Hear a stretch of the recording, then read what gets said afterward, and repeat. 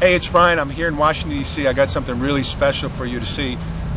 Here we are. It's October 15th, and we're right in the middle of the candidacy search for the NFL players' position of executive director. One of the things I want to do is continue to share with you what I've done and how I've had to really be focusing on the business fundamentals of life after football, the financial fundamentals, but also the health and nutrition issues.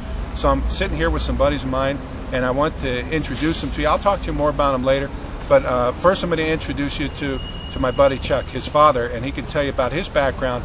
This is part of my knowledge team, my knowledge center, that I'll be bringing with me. Okay, so here we go.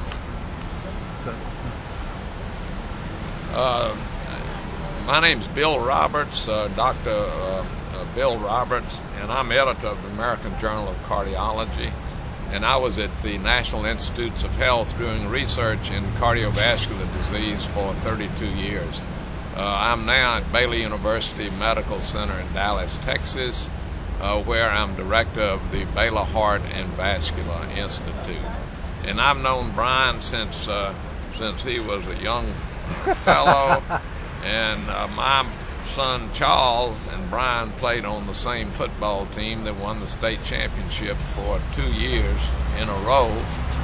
So it was a very exciting era, and Brian went on, of course, to Stanford and became a star there, and then in the National Football League.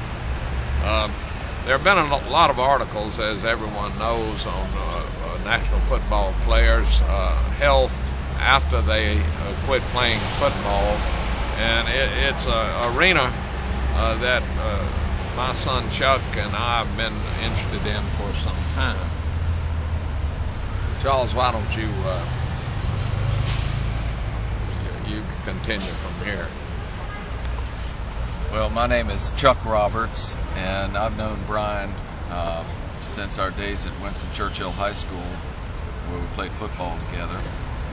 And Brian went on to the NFL, and I followed in my father's footsteps and went into medicine, and in particular I took an interest in cardiovascular disease, and I was at University of North Carolina, Chapel Hill for about 8 years, and now I'm in Northern Virginia, head of heart surgery at Valley Health, which is in the Shenandoah Valley. But cardiovascular disease is a extremely important problem in the United States today. Obesity is on the rise. The eating habits of our younger people are very bad. Exercise levels are very low.